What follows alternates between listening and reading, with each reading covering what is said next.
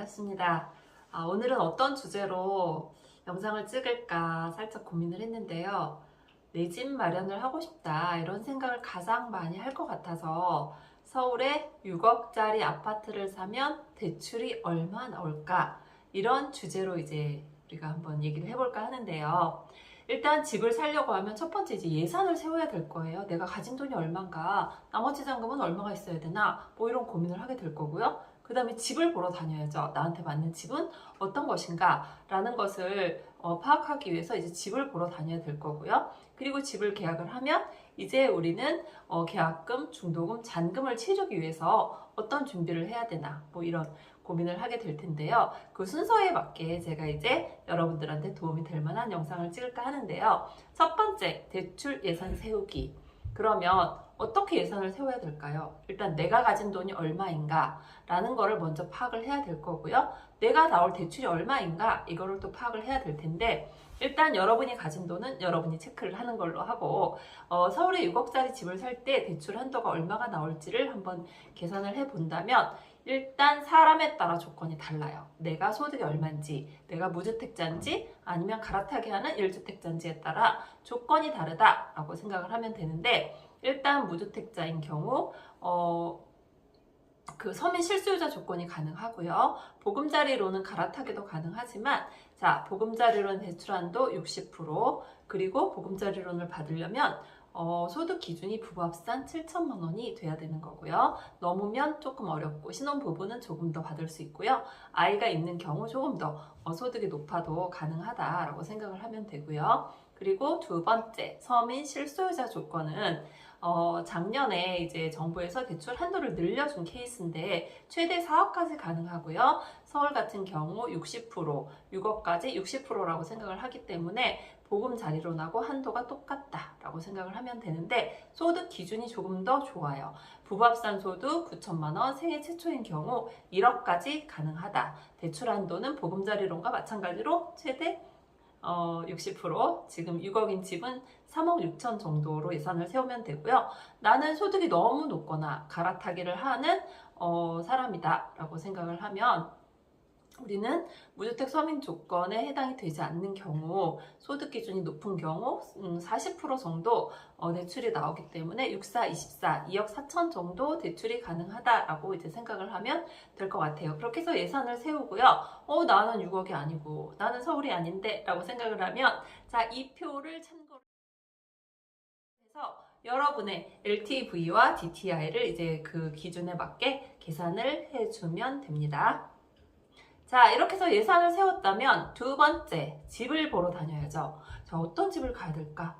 어떤 집을 찾아야 될까? 고민을 할 텐데 여러분들이 이제 발품을 팔기 전에 먼저 손품으로 요즘 실거래 사이트들이 많이 있잖아요. 그래서 뭐 호갱노노라든지 아실이라든지 뭐 KB 시세라든지 여러분들이 이제 좀 검색을 해보고요. 그리고 이제 지역의 뭐 교통이라든지 이런 거를 따져서 직장과 잘 따져서 가면 되는데 또 아이들이 있는 경우 학교도 고민을 해봐야 되는 거죠. 근데 아이가 초등학교에 입학을 하면 학교를 계속 그 지역에서 다니길 수밖에 없고 전학을 가는 게 아이들한테 상당히 안 좋은 경우도 있기 때문에 대부분 부모님들께서는 초등학교에 입학을 하면 고등학교 졸업 때까지 지역을 바꾸는 게 쉽지 않아요. 그래서 그 시기에 있을 때는 잘 선택을 해서 내가 여기에 집을 사게 되면 한동안 움직이지 못하겠구나 라는 생각으로 잘 고민을 해보면 좋을 것 같습니다. 그리고 여러분의 또 직장과의 또 교통도 생각을 해서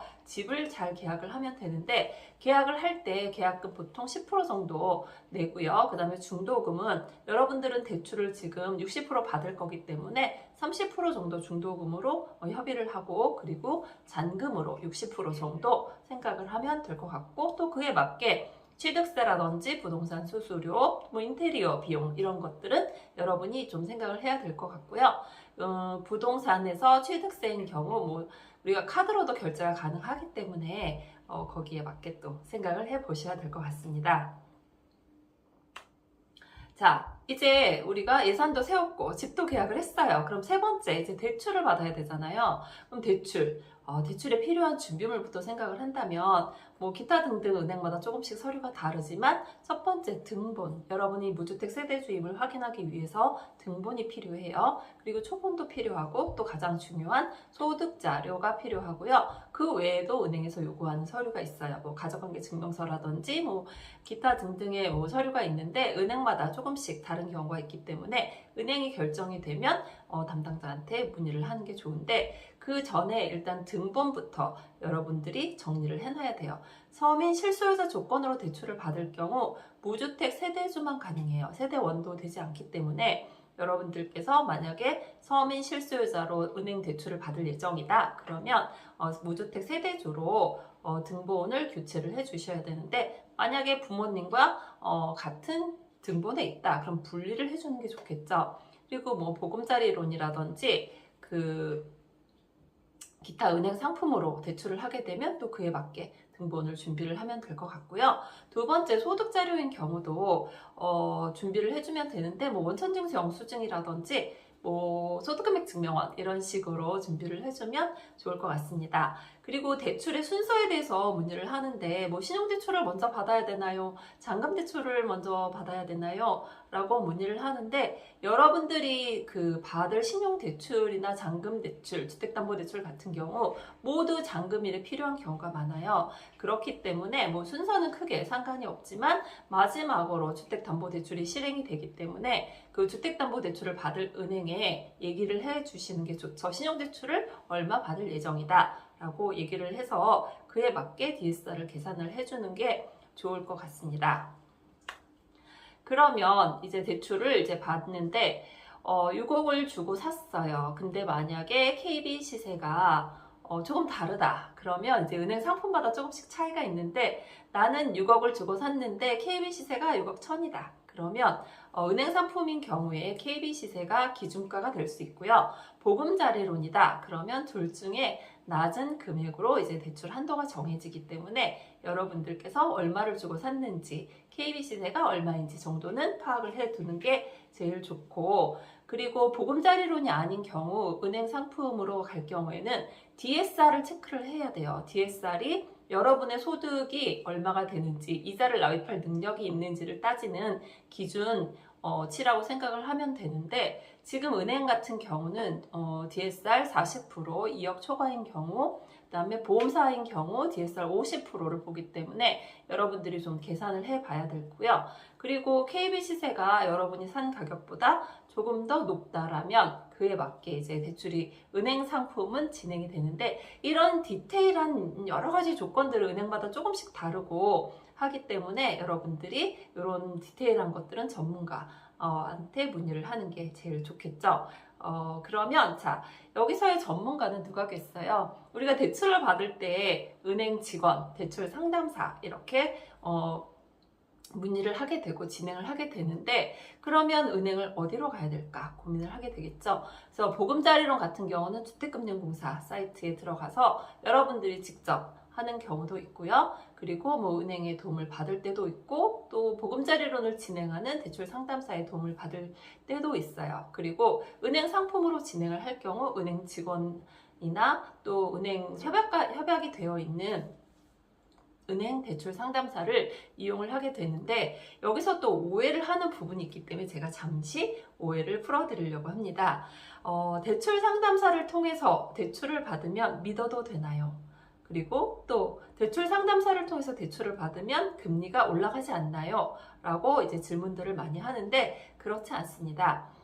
대출 상담사는 은행연합회에 등록이 되어 있는 분들이기 때문에 그 번호를 확인을 하고 여러분들이 믿고 진행을 하면 될 것 같고요.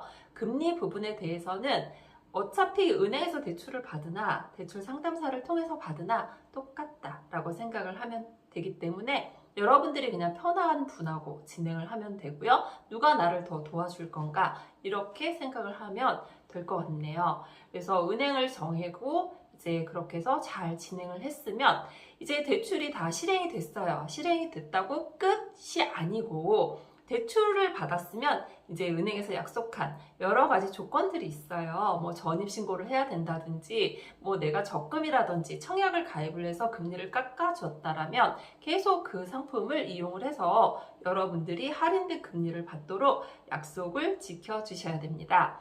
그리고 나중에 우리는 그 대출받은 금액을 은행으로 잘 돌려주면 이제 끝이 나는 건데요. 우리는 호갱이 되지 않아야 되잖아요. 그쵸? 그래서 은행을 손품, 발품, 그리고 전문가의 도움을 받아서 잘 대출을 받은 다음에 그 집에서 행복하게 살다가 나중에 더 좋은 집으로 이사를 갈 때 그 대출을 잘 상환을 하고 그리고 나올 때 우리는 대출이 끝난다 라고 생각을 하면 될 것 같습니다. 앞으로도 더 좋은 영상으로 찾아뵙겠습니다. 감사합니다.